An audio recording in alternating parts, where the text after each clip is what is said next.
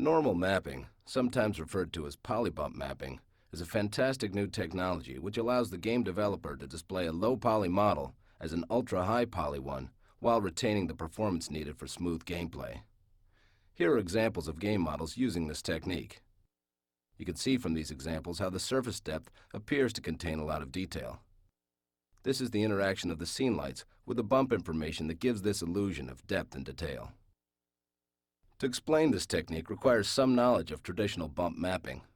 In traditional bump mapping, a black and white image file is introduced into what is called a channel.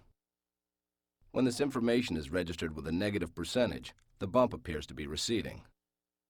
When the same information is registered with a positive percentage, the bump appears to protrude, but it's only an illusion.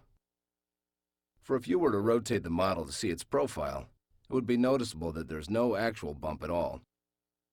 As long as the surface is facing the viewer's point of view, the bump is noticeable. It's a good trick. A normal map is made of RGB information, red, green, and blue.